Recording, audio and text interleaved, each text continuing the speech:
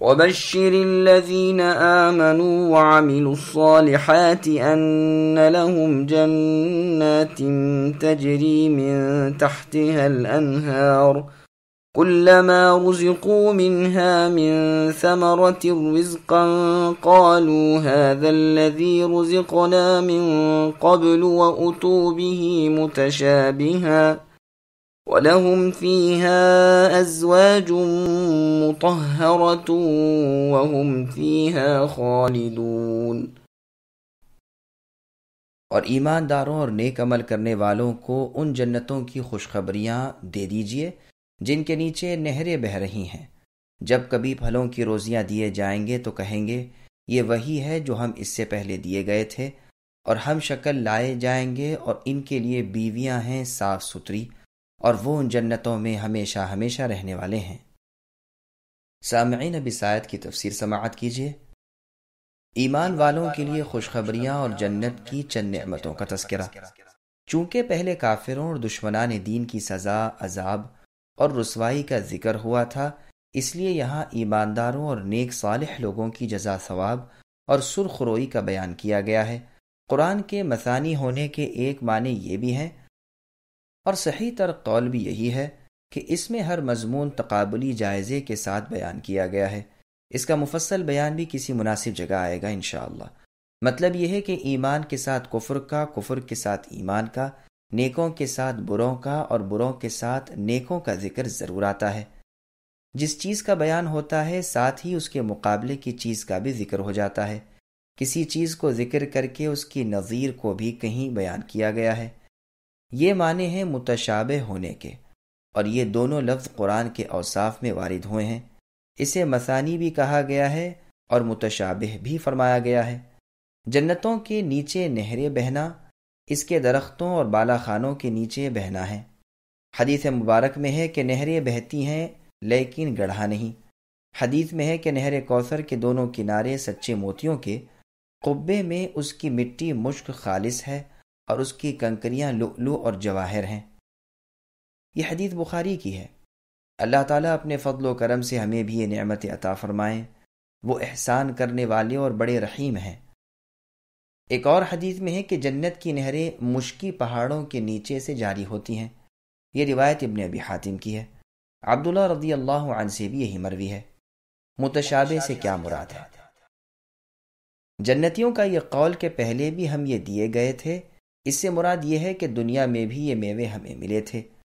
صحابہ رضی اللہ عنہم اور ابن جریر رحمۃ اللہ علیہ بھی اس کی تائید کرتے ہیں۔ بعض کہتے ہیں مطلب یہ ہے کہ ہم اس سے پہلے یعنی کل بھی یہی دیے گئے تھے۔ یہ اس لیے کہیں گے کہ ظاہری صورت و شکل میں وہ بالکل مشابہ ہوں گے۔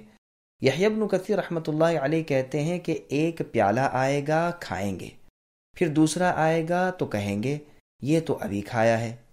فرشتے کہیں گے کہ کھائیے، اگرچہ شکل و صورت میں یکساں ہے لیکن مزہ اور ہی ہے۔ فرماتے ہیں جنت کی گھاس زعفران ہے، اس کے ٹیلے مشک کے ہیں۔ چھوٹے چھوٹے خوبصورت غلمان ادھر ادھر میوے لالا کر پیش کر رہے ہیں، وہ کھا رہے ہیں۔ وہ پھر پیش کرتے ہیں تو یہ کہتے ہیں اسے تو ابھی کھایا ہے۔ وہ جواب دیتے ہیں رنگ و روپ ایک ہے لیکن ذائقہ اور ہی ہے۔ چکر دیکھیے، کھاتے ہیں تو اور ہی لطف پاتے ہیں۔ یہی معنی ہے کہ ہم شکل لائیں گے۔ دنیا کے میووں سے بھی نام اور شکل و صورت میں ملتے جلتے ہوں گے لیکن مزہ کچھ دوسرا ہی ہوگا۔ ابن عباس رضی اللہ عنہما کا قول ہے کہ صرف نام میں مشابہت ہے، ورنہ کہاں دنیا کی چیزیں اور کہاں جنت کے خوان نعمت، یہاں تو فقط نام ہی ہے۔ عبد الرحمن رحمۃ اللہ علیہ کا قول ہے کہ دنیا کے پھلوں جیسے پھل دیکھ کر کہہ دیں گے کہ یہ تو دنیا میں کھا چکے ہیں، مگر جب چکھیں گے تو لذت کچھ اور ہی ہوگی۔ وہاں جو بیویاں انہیں ملیں گی وہ گندگی، ناپاکی، حیض و نفاس، پیشاب، پاخانہ، تھوک، رینٹ، منی وغیرہ سے پاک صاف ہوں گی۔ ایک قول ہے کہ حوا علیہ السلام بھی پہلے حیض سے پاک تھیں لیکن نافرمانی سرزد ہوتے ہی یہ بلا آ گئی۔ ان تمام نعمتوں کے ساتھ اس زبردست نعمت کو دیکھیے کہ یہ نعمتیں فنا ہوں، نہ نعمتوں والے فنا ہوں، نہ نعمتیں ان سے چھینی، نہ یہ نعمتوں سے الگ کیے جائیں، نہ موت سے خاتمہ ہے، نہ آخر ہے، نہ ٹوکنا ہے اور کم ہونا ہے۔ اللہ رب العالمین جواد و کریم بر و رحیم سے التجا ہے کہ وہ مالک ہمیں بھی اہل جنت کے زمرے میں شامل کر دے اور انہی کے ساتھ ہمارا حشر فرمائے، آمین۔ ان اللہ لا يستحيي ان يضرب مثلا ما بعوضة فما فوقها فأما الذين آمنوا فيعلمون أنه الحق من ربهم وأما الذين كفروا فيقولون ماذا أراد الله بهذا مثلا يضل به كثيرا ويهدي به كثيرا وما يضل به إلا الفاسقين الذين ينقضون عهد الله من بعد ميثاقه ويقطعون ما أمر الله به أن يوصل ويفسدون في الأرض أولئك هم الخاسرون۔ بے شک اللہ تعالیٰ کسی مثال کے بیان کرنے سے نہیں شرماتے، خواہ وہ مچھر کی ہو یا اس سے بھی ہلکی چیز کی۔ ایماندار تو اسے اپنے رب کی جانب سے صحیح سمجھتے ہیں، اور کفار کہتے ہیں کہ اس مثال سے اللہ نے کیا مراد لی۔ اسی کے ساتھ بہتوں کو اللہ گمراہ کرتے ہیں اور اکثر لوگوں کو راہ راست پر لاتے ہیں، اور گمراہ تو صرف فاسقوں کو ہی کرتے ہیں۔ جو لوگ اللہ تعالیٰ کے مضبوط عہد کو توڑ دیتے ہیں اور اللہ تعالیٰ نے جن چیزوں کے جوڑنے کا حکم دیا ہے انہیں توڑتے ہیں اور زمین میں فساد پھیلاتے ہیں، یہی لوگ نقصان اٹھانے والے ہیں۔ سامعین، اب ان آیتوں کی تفسیر سماعت کیجیے۔ دنیا کی وقعت مچھر کے پر کے برابر بھی نہیں۔ ابن عباس، ابن مسعود اور چند صحابہ رضوان اللہ علیہم سے روایت ہے کہ جب اوپر کی 3 آیات میں 2 مثالیں منافقوں کی بیان ہوئیں، یعنی آگ کی اور پانی کی، تو وہ کہنے لگے کہ ایسی چھوٹی چھوٹی مثالیں اللہ تعالیٰ ہرگز بیان نہیں کرتے۔ اس پر یہ دونوں آیات نازل ہوئیں۔ قتادہ رحمۃ اللہ علیہ فرماتے ہیں کہ جب قرآن کریم میں مکڑی اور مکھی کی مثال بیان ہوئی تو مشرک کہنے لگے بھلا ایسی حقیر چیزوں کے بیان کرنے کی قرآن جیسی اللہ کی کتاب میں کیا ضرورت؟ تو جواباً یہ آیات اتریں اور کہا گیا کہ حق کے بیان سے اللہ تعالیٰ نہیں شرماتے، خواہ وہ کم ہو یا زیادہ۔ لیکن اس سے کچھ ایسا معلوم ہوتا ہے کہ گویا یہ آیت مکے میں نازل ہوئی، حالانکہ ایسا نہیں، واللہ عالم۔ اور بزرگوں سے بھی اسی طرح کا شان نزول مروی ہے۔ ربیع رحمۃ اللہ علیہ فرماتے ہیں کہ یہ خود ایک مستقل مثال ہے جو دنیا کی بیان کی گئی ہے۔ مچھر جس وقت تک بھوکا ہوتا ہے زندہ رہتا ہے، جہاں موٹا تازہ ہوا مرا۔ اسی طرح یہ لوگ ہیں کہ جب دنیاوی نعمتیں دل کھول کر حاصل کر لیتے ہیں، وہیں اللہ کی پکڑ آ جاتی ہے، جیسے اور جگہ فرمایا فَلَمَّا نَسُوا مَا ذُكِّرُوا بِهِ، یعنی جب یہ ہماری نصیحت بھول جاتے ہیں ہم ان پر تمام چیزوں کے دروازے کھول دیتے ہیں، یہاں تک کہ اترانے لگتے ہیں۔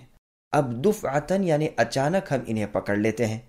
ابن جریر رحمۃ اللہ علیہ نے پہلے قول کو پسند کیا ہے اور مناسبت بھی اسی کی زیادہ اچھی معلوم ہوتی ہے، واللہ عالم۔ تو مطلب یہ ہوا کہ کوئی سی مثال چھوٹی سے چھوٹی اور بڑی سے بڑی بیان کرنے سے اللہ تعالیٰ نہ رکتے ہیں نہ شرماتے ہیں۔ لفظ ما یہاں پر کمی کے معنی بتانے کے لیے ہے، اور بعوضہ کا زبر بدلیت کی بنا پر عربی کے قاعدے کے مطابق ہے، جو ادنا چیز پر صادق آ سکتا ہے، یا نکرہ موصوفہ ہے اور بعوضہ صفت ہے۔ ابن جریر رحمہ اللہ ما کا موصولہ ہونا اور بعوض کا اسی کے اعراب سے معرب ہونا پسند فرماتے ہیں، اور کلام عرب میں یہ بکثرت شائع ہے کہ وہ لفظ ما اور من کے صلے کو انہی دونوں کا اعراب دے دیا کرتے ہیں، اس لیے کہ کبھی یہ نکرہ ہوتے ہیں اور کبھی معرفہ، جیسے حسان بن ثابت رضی اللہ عنہ کے شعروں میں ہے یکفی بنا فضلا علی من غیرنا حب النبی محمد ایانا، یعنی ہمیں غیروں پر صرف یہی فضیلت کافی ہے کہ ہمارے دل نبی صلی اللہ علیہ وسلم کی محبت سے بھرے ہوئے ہیں۔ اور یہ بھی ہو سکتا ہے کہ بعوضۃ منصوب ہو حرف جار کی بنا پر، اور اس سے پہلے بینا کا لفظ مقدر مانا جائے۔ کسائی اور فرا اسی کو پسند کرتے ہیں۔ ضحاک رحمۃ اللہ علیہ اور ابراہیم ابن عبلہ بعوضہ پڑھتے ہیں۔ ابن جنی رحمۃ اللہ علیہ کہتے ہیں کہ یہ ما کا صلہ ہوگا اور عائد حذف مانی جائے گی، جیسے تماما علی الذی احسن میں فما فوقہا کے دو معنی بیان کیے ہیں۔ ایک تو یہ کہ اس سے بھی ہلکی اور ردی چیز جیسے کسی شخص کی بخیلی وغیرہ کا ذکر کرے، اور دوسرا کہے کہ وہ اس سے بھی بڑھ کر ہے، تو مراد یہ ہوتی ہے کہ وہ اس سے بھی زیادہ گرا ہوا ہے۔ کسائی اور ابو عبید ہی کہتے ہیں۔ سنن ترمذی کی ایک حدیث میں آتا ہے کہ اگر دنیا کی قدر و منزلت اللہ کے نزدیک ایک مچھر کے پر کے برابر بھی ہوتی تو کسی کافر کو ایک گھونٹ پانی بھی اللہ نہ پلاتے۔ دوسرے معنی یہ ہیں کہ اس سے زیادہ بڑی اس لیے کہ بھلا مچھر سے ہلکی اور چھوٹی چیز کیا ہوگی۔ قتادہ رحمۃ اللہ علیہ کا یہی قول ہے۔ ابن جریر رحمۃ اللہ علیہ بھی اسی کو پسند فرماتے ہیں۔ صحیح مسلم میں حدیث ہے کہ کسی مسلمان کو کانٹا چبھے یا اس سے زیادہ تو اس پر بھی اس کے درجے بڑھتے ہیں اور گناہ مٹتے ہیں۔